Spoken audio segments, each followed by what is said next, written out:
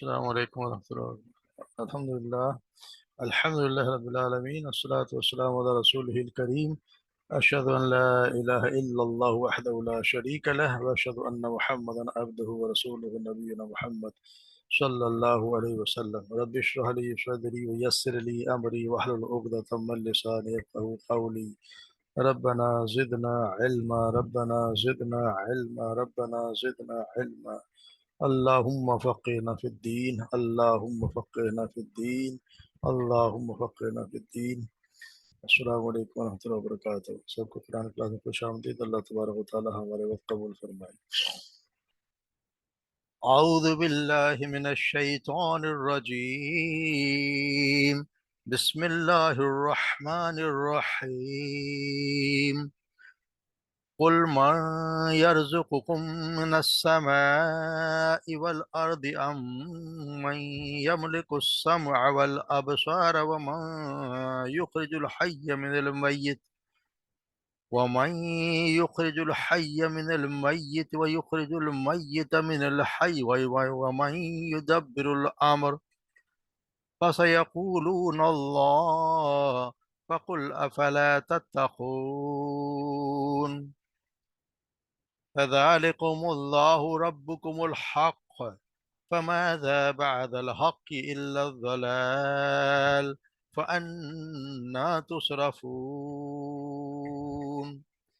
كذلك حقت كلمة ربك على الذين فسقوا أنهم لا يؤمنون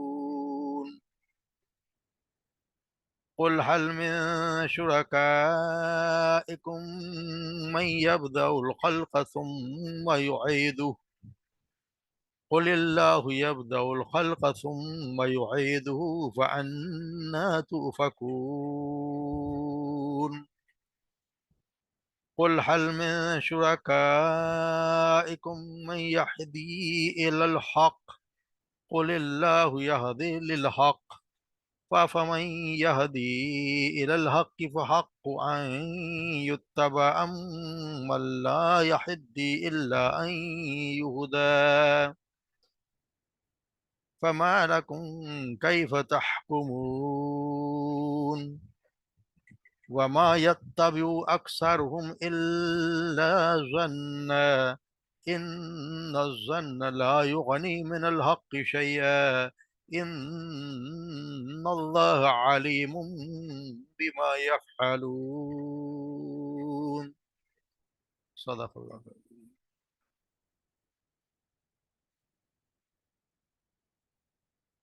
ترجمہ دیکھ لیتے ہیں۔ قل من یرزقکم، کہہ دیجئے، قل کہہ دیجئے، من یرزقکم، کون رزق دیتا ہے تمہیں، من السماء، آسمان سے، والارض، اور زمین سے، ام من یملک السمع والابصار، ام من یملک، اور کون یملک، مالک ہے، السمع والابصار، سماعت کا اور بصارت کا، ومن یخرج الحی من المیت، اور کون ہے جو نکالتا ہے زندہ کو، من المیت، مردہ سے، وَيُخْرِجُ الْمَيِّتَ، اور وہ نکالتا ہے مردہ کو، من الحی، زندہ سے، وَمَن يُدَبِّرُ الْأَمْرَ، اور کون ہر کام کی تدبیر کرتا ہے، سَيَقُولُونَ اللَّهُ، پرسو ضرور کہیں گے، ان قریب کہیں اللہ، فَقُلْ، پس کہہ دیجئے، أَفَلَا تَتَّقُونَ، پھر کیا تم ڈرتے نہیں ہیں، یعنی پھر اللہ سے جس کے جو کام کرتا ہے اس سے تم ڈرتے نہیں ہو۔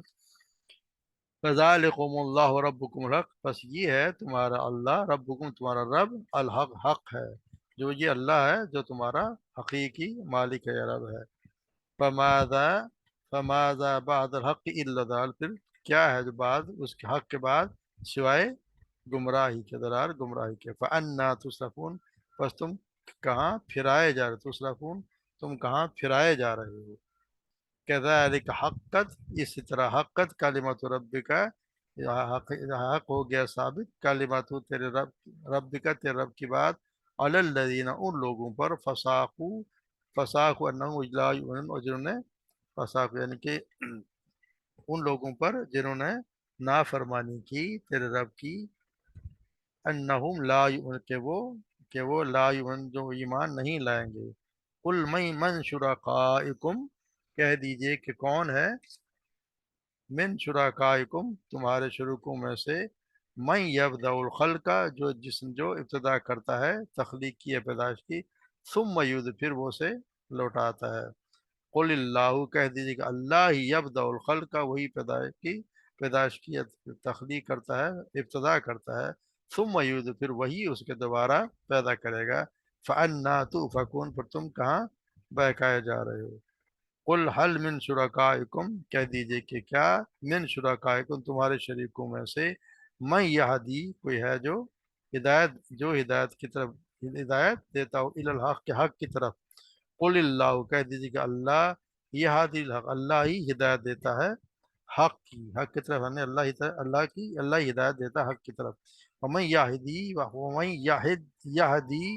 और जो कोई हिदायत दे इल हक के तरफ हक ज्यादा हकदार है अन युत्तबा के उसकी इत्तबा की जाए। अब मैं ला यहदी या उसकी जो ला यहदी जो हिदायत नहीं देता इल्ला मगर अन युहदा के इल्ला ये कि मगर वो खुद हिदायत दिया जाए यानी वो ज्यादा हकदार है जो खुद हिदायत देता है वो जो जो कि हिदायत नहीं देता बल्कि उसको ये तो यानी कि उसके तो खुद उसकी रहनुमाई की जाए तो फिर वो आगे चलता है तो वो ज्यादा हकदार कौन होगा अल्लाह ही। फमा लकुम बस तुम्हें क्या हुआ है कई फतह कैसे तुम फैसले करते कैसे तुम हुक्म चलाते हो या फैसले करते हो। वमा यत्तबिउ और नहीं वो इत्तबा कर रहे अक्सर उनमें से अक्सर इल्ला मगर जन्ना मगर गुमान की। इन जन्ना बेशक गुमान ला युगनी मिनल हक की शैया कुछ भी काम नहीं आते मिनल हक के मुकाबले में शायद कुछ भी यानी जो गुमान होते हैं वो कोई फायदा नहीं देते हक के मुकाबले में कुछ भी। इन अल्लाह कि बेशक अल्लाह अलीमुन जानने वाला है बिमा यफ़ालून जो ये करते हैं जो ये काम करते हैं जो ये कर रहे हैं अल्लाह तबारक व तआला उसका खूब जानने वाला है।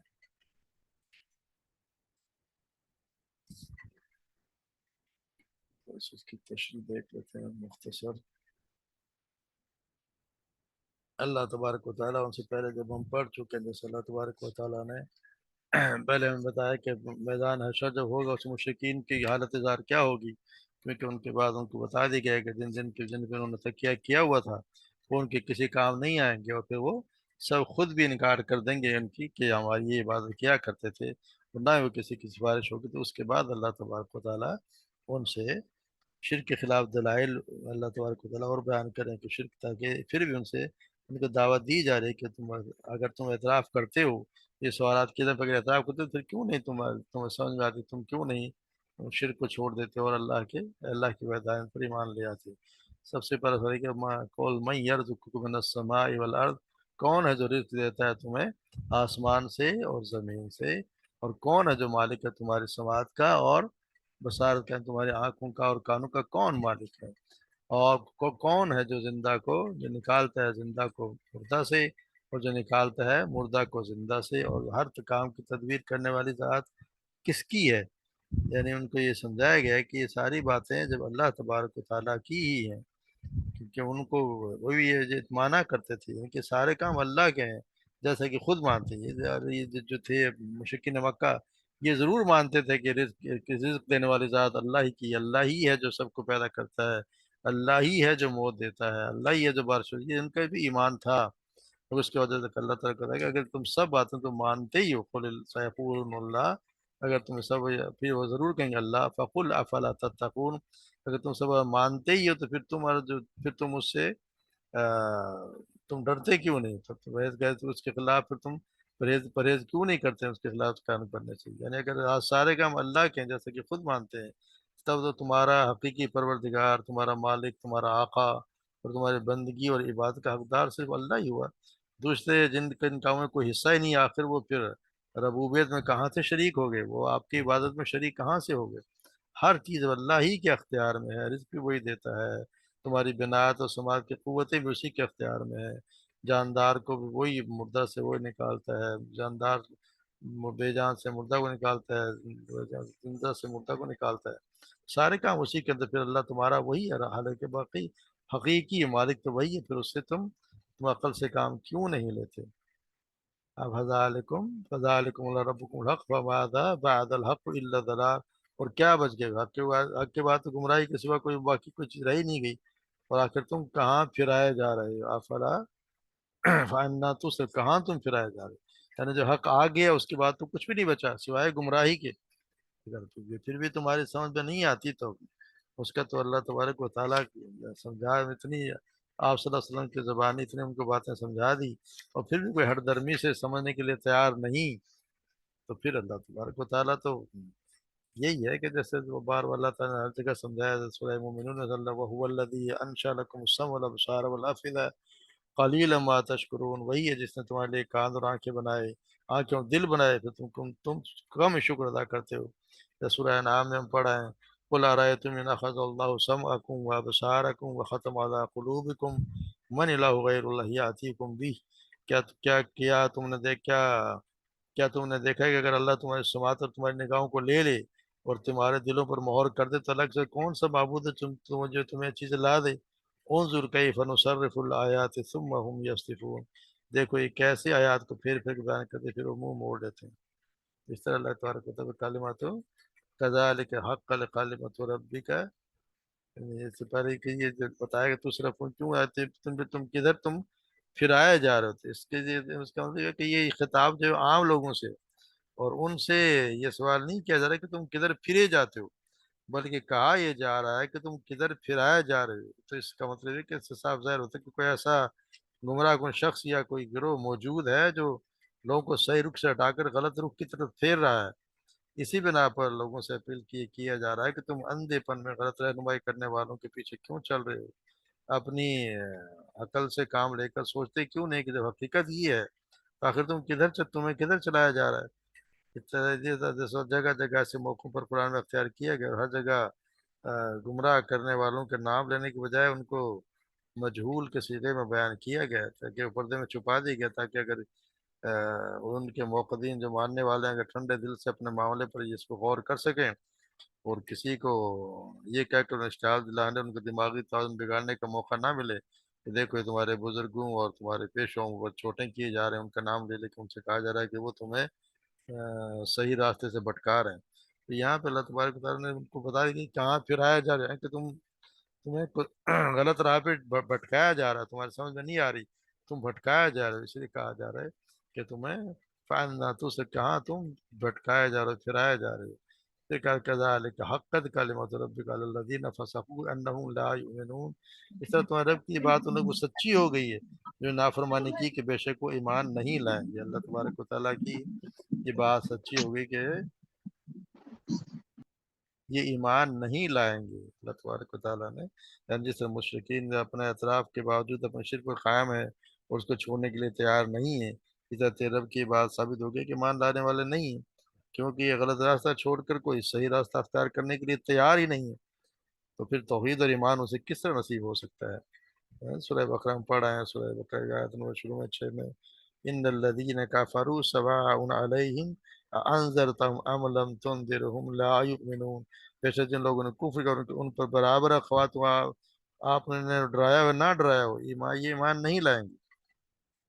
تو یہ اللہ تبارک و تعالیٰ کے جگہ انسان اتنا بالکل ہی ڈھیٹ بن جاتا ہے اور وہ کہیں سے جگہ اگر پاتے اللہ تبارک و تعالیٰ سے چھوڑ دیتا ہے جس میں وہ پھر اسی میں وہ بھٹکتے پھرتے ہیں.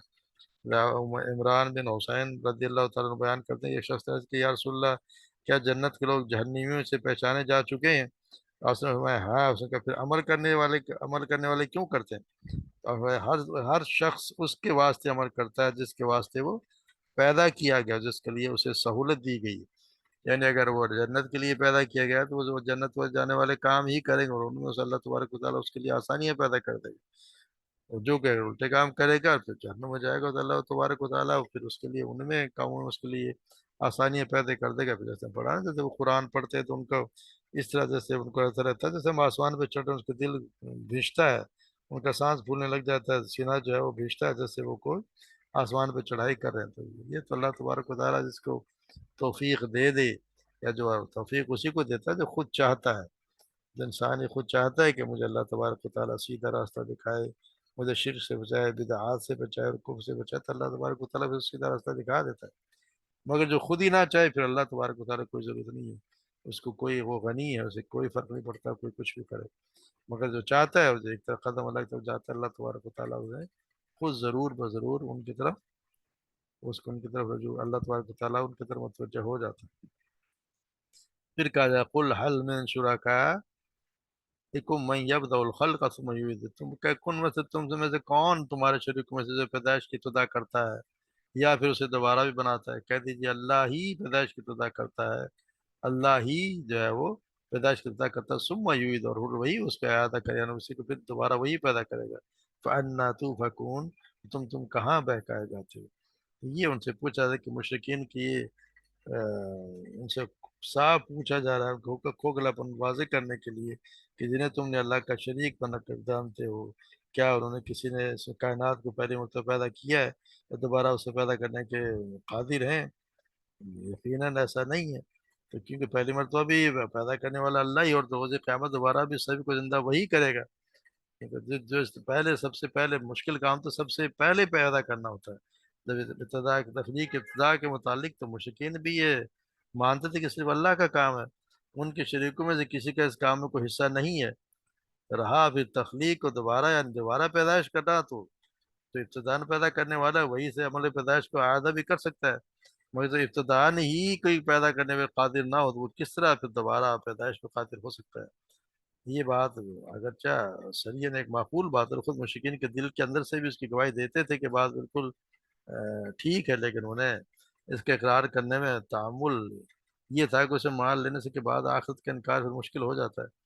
یہی وجہ ہے کہ اوپر کے سوالات اللہ تبارک و فرمائے کہ خود کہیں گے کہ کام اللہ کے ہیں، مگر یہاں اس کی وجہ آپ صلی اللہ علیہ وسلم سے ارشاد ہوتا ہے کہ تاکہ تم آپ ڈنکے کے چوٹ ان کو بتا دیں کہ ابتدائے خلق اور آدھا ہے خلق کا وہ کام بھی اللہ ہی کا ہے، اللہ ہی کا ہے، اللہ ہی کا یہ کام ہے۔ قل اللہ، قل کہہ دیجیے اللہ یبدأ الخلق، اللہ ہی ہے جو پیدائش کی ابتدا کرتا ہے، اور ثم، اور وہی پھر دوبارہ آدھا کہ تو فکن، تم کا کدھر جو تم بہکایا جا رہا ہے، کہ تم کس الٹی راہ پر چلایا جا رہے ہو؟ یعنی جو تمہاری ابتدا کا سرا بھی اللہ کے ہاتھ میں ہے، انتہا کا سرا بھی اسی کے ہاتھ میں ہے، تو تم خود اپنے خیر خواہ بن کر ذرا سوچو کہ اگر تمہیں کیا باور کرایا جا رہا ہے کہ ان دونوں سروں کے بیچ میں اللہ کے سوا کوئی اور کو تمہاری بندگیوں نیاز بندیوں کا حق پہنچ گیا ہے؟ یعنی جو ہر چیز اللہ ہی کے ہاتھ میں، ابتدا بھی اسی نے کرنا ہے، پھر بھی اسی اٹھانا، تو بیچ میں لوگ کہاں سے آ گئے جن کے تم نے سہارا ڈھونڈا ہوا ہے کہ ان کا بھی کوئی اختیار ہے؟ تو ان کو سمجھایا جا رہا ہے کہ اللہ تبارک و تعالیٰ اگر ان کے سمجھ میں آ جائے، نہیں آتا تو پھر کیا ہو سکتا ہے؟ اسی طرح آئے قل حل من شرکائکم من یہدی الی الحق، پھر بھی ان سے پوچھا جا رہا ہے کہ کیا تمہارے شریک میں کوئی ہے جو حق کی طرف رہنمائی کرے؟ کہ کیا تم شارش میں کوئی ایسا بھی ہے جو حق کی طرف رہنمائی کرے؟ قل اللہ یہدی الحق، اللہ ہی ہے جو حق کی طرف رہنمائی کرتا ہے۔ افمن یہدی الی الحق حق من یتبع ام من لا یہدی الا ان یہدی، بس پھر یہ کہا جائے کہ جو ہدایت دیتا ہو تم حق کی طرف، کیا اس کی اتباع کرنا زیادہ حق بنتا ہے اس کا، یا اس کی جو خود اس کے سوا راستہ نہیں پاتا ہے کہ اسے راستہ بتا جائے، جب تک اسے راستہ بتایا نہ جائے؟ ہمارا کم کئی فتح کم، پھر تم کس طرح فیصلہ کرتے ہو؟ یہ ان کے پھر خلاف ایک اور حجت قائم کی جا رہی ہے کہ آپ صلی اللہ علیہ وسلم نے کہا جائے کہ ذرا ان سے یہ بھی تو پوچھے کہ کیا تمہارے شرکا میں سے کوئی ایسا ہے جو بھٹکے ہوئے انسانوں کی کوئی رہنمائی کرے؟ تو آپ کہہ دیجیے کہ یقین جواب وہی ہے جو، اور کوئی نہیں ہے، کہ وہ صرف اللہ ہی ہے جو اس پر قادر ہے، تو پھر اسی کی عبادت کرنی چاہیے، نہ کہ ان بتوں کی جو اس کی جگہ تم نے بنا لیے ہیں۔ تو یہ بھی انہیں سے پوچھا جا رہا ہے کہ کوئی رہنمائی کرنے والا ہے؟ تو یہ ایک نہایت اہم سوال ہے جس کو ذرا غور پہ سے کرنا چاہیے کہ دنیا میں انسانوں کی جیسے ضرورتوں کا کوئی دائرہ صرف اس حد تک محدود نہیں ہے کہ اس کو کھانے پینے اور پہننے اور زندگی بسر کرنے کا سامان بہم پہنچے اور کوئی مصائب سے یا آفات سے نقصانات سے وہ محفوظ رہے، بلکہ اس کی ایک ضرورت جو رکھے سب سے بڑی ضرورت ہے وہ یہ بھی ہے کہ اس دنیا میں زندگی بسر کرنے کا صحیح طریقہ بھی معلوم ہو، اور وہ جانے کہ اپنے ذات کے ساتھ، اپنے قوت اور صلاحیتوں کے ساتھ اسے جو سر و سامان جو زمین میں جس کے تصرف میں دیا گیا ہے ان کے ساتھ وہ زندگی جو لوگوں کے ساتھ وہ زندگی رہ رہا ہے ان کی مختلف حیثیتوں کے ساتھ کا پیش آتا ہے، اور جو مجموعی طور پر نظام کائنات کے ساتھ جو اس کے مات ہر حال میں اس پہ کام کرنا ہے، تو پھر اس کا اس میں وہ جو بحثیت زندگی مضبوطی وہ کامیاب ہو، اس کی صرف کوشش و محنتیں غلط راہوں پہ صرف کر کے تباہی اور بربادی پر نہ پہنچ جائیں، تو اس کے یہ انسان سوچتا ہے کہ مجھے کون سا طریقہ اختیار کرنا چاہیے؟ یہ صحیح طریقہ، یہی نا اس صحیح طریقے کا نام ہی حق ہے، اور جو رہنمائی اس طریقے کی طرف انسان کو لے کر جائے وہی ہدایت حق ہے، جو رہنمائی اس طریقے سے حق کی طرف لے کے جائے گی تو وہی ہدایت حق ہے۔ اب قرآن جو تمام مشرکین سے، ان سب لوگوں سے جو رسولوں کی تعلیم کو ماننے سے انکار کرتے ہیں، یہ پوچھتا ہے کہ تم اللہ کے سوا جن جن کی بندگی کرتے ہو، ان میں کوئی ہے جو تمہارے لیے ہدایت حق کے حاصل کرنے کا ذریعہ بنتا ہو یا بن سکتا ہو؟ ظاہر ہے کہ اس کا جواب وہ نفی کے علاوہ تو کچھ بھی نہیں ہے، اس لیے کہ انسان اللہ کے سوا جن کی بندگی کرتا ہے، ان کے اگر آپ ایسے دیکھیں تو دو بڑی قسم کے تقسیم آپ کر سکتے ہیں، دو بڑی قسمیں ان کی۔ ایک تو دیوی دیوتا ہے، زندہ یا مردہ انسان ہے جن کی پوجا کی جاتی ہے، سو ان کی طرف سے انسان کا رجوع صرف اس لیے ہوتا ہے کہ وہ کوئی سپر نیچرل اگر فوکل فطری طریقے سے ان کی کوئی حاجتیں پوری کر دیں، ان کی آفات سے بچا دیں، تو ان کو کوئی دعائیں ہمارے قبول کروا دیں، جیسے ان سے مانگتے ہیں کہ ہماری بگڑی بنا دے۔ مگر ہدایت حق تو وہ نہ کبھی ان کی طرف سے آئی ہے اور نہ کبھی کسی مشرک نے اس کے لیے اس کے رجوع کیا ہے۔ کبھی کسی مشرک نے اس نے یہ نہیں کہا کہ مجھے صحیح راہ دکھا دے، وہ صرف یہی مانگتا ہے کہ میرا یہ کام کر دے، میرا یہ کام کر دے۔ تو نہ ہی مشرک یہ کبھی وہ کبھی بھی کہتا ہے کہ اس کے معبود سے کوئی اخلاق اور معاشرت اور کوئی معیشت یا سیاست قانون وغیرہ عدالت وغیرہ کے اصول سکھاتے ہیں، وہ کبھی بھی نہیں کہے گا۔ دوسرے پھر وہ لوگ ہیں جو انسان ہیں، جو ان کے جن کے بنائے ہوئے جو وہ اصول بناتے ہیں، قوانین بناتے ہیں، پھر ان کی لوگ پیروی اور اطاعت کی جاتی ہے۔ تو یہ وہ پھر رہنما ضرور ہوتے ہیں، جیسے لیڈر ہوتے ہیں، پھر یہ کام کرتے ہیں ہمارے بھی یہاں لوگ، یا پارلیمنٹ جو بناتی ہیں قانون بناتی ہے، ان کو بھی لوگوں کو ان کی اتباع کی جاتی ہے۔ تو وہ بھی کیا وہ واقعی رہنمائی حق ہو سکتے ہیں؟ تو ممکن نہیں کہ وہ کوئی حق کی رہنمائی کرتے ہوں۔ وہ بھی اپنے کسی کمزوری سے کوئی پاک نہیں ہوتے، تعصبات سے وہ پاک نہیں ہوتے، ان کو بھی پارٹیاں ہوتی ہیں، گروہ ہوتے ہیں، ان کی دلچسپیاں ہوتی ہیں، ان کے خود کے افراد، ان کے غرض ہوتی ہیں، خواہشات ہوتی ہیں، ان سے تو سارے معاشرے کے لیے منصفانہ قوانین بنانے میں یہ چیزیں ان کے معنی ہوتی ہیں۔ تو اس کا جواب بھی یقینی بات ہے کہ ظاہر ہے کہ یہ دونوں ہی چیزیں ایسے ہیں جو آپ کو حق کا راستہ نہیں دکھاتے۔ اسی لیے قرآن جو سوال کرتا ہے کہ لوگوں تمہارے مذہبی معبود ہیں یا یہ جو تمہارے سیاسی یا تمہارے لیڈران ہیں، انہیں کوئی ایسا بھی ہے جو راہ راست کی طرف تمہیں رہنمائی کرنے والا ہو؟ اس میں تو کوئی بھی نہیں ہے، صاف صاف کہا جائے کہ ان میں سے کوئی بھی سوائے ایک اللہ کے جو صحیح رہنمائی کرنے والا ہے، کوئی بھی نہیں ہے۔ کوئی بھی دعاؤں کو سننے والا، حاجتوں کا پورے کرنے والا جس طرح وہ ہے، سوائے اللہ کے سوائے کوئی بھی نہیں ہے۔ تو اس لیے کسی کے لیے کہ اللہ تبارک و تعالیٰ پھر کون ہے، پھر تو اتباع اسی کی کرنی چاہیے جو راہ حق پہ ہدایت دے۔ کس کا حق زیادہ ہے؟ یہ الحق ان یتبع امن لا یہدی الا ان یہدی، یا اس کے جو خود ہدایت دیا، اس کی جو کہ خود ہدایت کے وہ طلبگار ہو، وہ تو خود ہدایت چاہتے ہیں کہ ہمیں کوئی ہدایت دے تو ہم سیدھے راستے پہ چلیں۔ تو یہ ان سے کہا جا رہا پھر فما لکم کیف تحکمون، پھر تم کیسے تم یہ فیصلے کرتے ہو، تمہارے رہنمائی تمہیں کیا ہوتا ہے، الٹے الٹے تم فیصلے کرتے ہو؟ تو پھر یہ بتایا جاتا ہے کہ وما یتبع اکثرهم الا ظن، یہ جتنے بھی لوگ ہیں، جو اکثر جو لوگ ہیں، یہ وہ اپنے ظن یعنی گمان کی پیروی کرتے ہیں۔ اکثر لوگ میں قیاس و گمان ان کے پیچھے چلے جا رہے ہوتے ہیں۔ اذن ظن لا یغنی من اللہ من الحق شیئا، حالانکہ جو یہ گمان ہے اس حق کی ضرورت کو کچھ بھی پورا نہیں کرتا، اس کے مقابلے میں کچھ بھی کام نہیں، نہ ہی اس کا کوئی فائدہ دیتا، کوئی پورا نہیں آتا۔ ان اللہ علیم بما یفعلون، اللہ تبارک و تعالیٰ یہ جو جانتا ہے جو یہ کرتے ہیں۔ یعنی جن جن لوگوں نے یہ مذاہب اور جتنے بنا لیے ہیں دوسرے مذہب اللہ کے سوا، یا جو فلسفے انہوں نے تصنیف کیے، اور جنہوں نے کوئی زندگی گزارنے کے جو قوانین بھی لوگوں نے بنائے ہیں اپنے طرف، جو پارلیمنٹ قانون بناتے ہیں اور بھی جو بنائے ہوئے ہیں، آئین بنائے ہوئے ہیں، انہیں بھی ان کے کچھ علم کی بنا پر تو نہیں بلکہ گمان کی بنا پر انہوں نے بنایا ہوئے ہیں۔ جن کے مذہبی اور دنیا رہنمائی نے جو پیروی کی ہے، اور انہوں نے ان کو بھی جان کر اور سمجھ کر نہیں بلکہ محض گمان کی بنا پر ان کا اتباع کرنا اختیار کر لیا ہے۔ ہمارے یہاں بھی لوگ جو ہے گمان کرتے ہیں کہ ہاں جی ایسے بڑے بڑے لوگ جب یہ کہتے ہیں اور ہمارے باپ دادا بھی ان کو مانتے چلے آ رہے ہیں، تو اور ایک دنیا بھی ان کی پیروی کرے تو ضرور ٹھیک ہی بات ہوگی۔ کسی آپ سے اگر بات کریں کہ یہ بات آپ کہہ رہے ہیں یہ کہاں ہے، اس کی کوئی دلیل کہاں ہے، تو آپ کو یہ کہے گا جی دیکھ رہے اتنے بڑے بڑے لوگوں نے یہ بات کی، کیا ان کو یہ بات سمجھ نہیں آئی؟ پھر اسی پہ ڈال دیتے ہیں، کہتے ہیں کہ ہمارے امام صاحب کی یہ بات سمجھ میں نہیں آئی، ہمارے علماء کی بات سمجھ میں نہیں آئی، تو ہمارے باپ دادا کی بات سمجھ میں نہیں آئی، اگر وہ یہ کرتے ہیں تو یقینی بات ہے ٹھیک ہی ہوگی۔ وہ خود بھی سمجھنے کو تیار نہیں ہے، اس لیے اللہ تعالیٰ تبارک و تعالیٰ کہتے ہیں کہ یہ قیاس کے علاوہ کچھ بھی نہیں ہے، اس کی کوئی دلیل نہیں ہے، یعنی قیاس کرنے سے کوئی حقائق بدلتے نہیں ہیں۔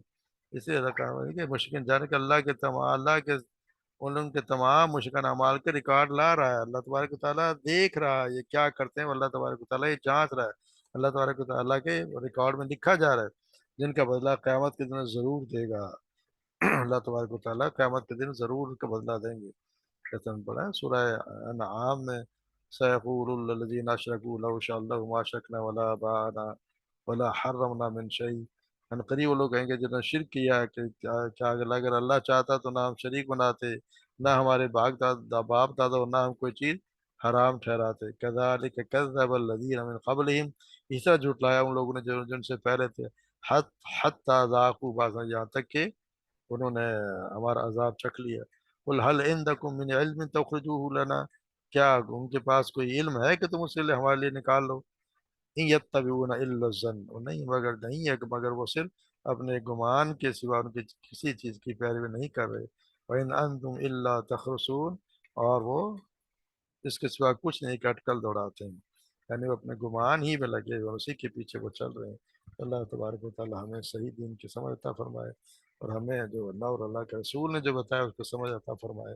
کسی اور کی یا رسول کی بات آ جائے، پھر کسی کے گمان یا کسی کی تشریح، یہ ہمارے لیے جائز نہیں ہے کہ ہم اس پہ تکیہ کریں۔ جو اللہ کے رسول نے ہمیں بتا دیا، پھر وہی ہماری آخری بات اللہ کے رسول کی ہے، اس میں کسی کا اندازہ، کسی کا تشریح وہ کام نہیں آتی۔ جو اس کے اگر خلاف بات جاتی ہے تو اس کو رد کر دینا چاہیے۔ اللہ تبارک و تعالیٰ ہمیں صحیح دین کے سمجھ عطا فرمائے، اسی پہ عمل کرنے کی توفیق عطا فرمائے۔ وما علینا الا البلاغ۔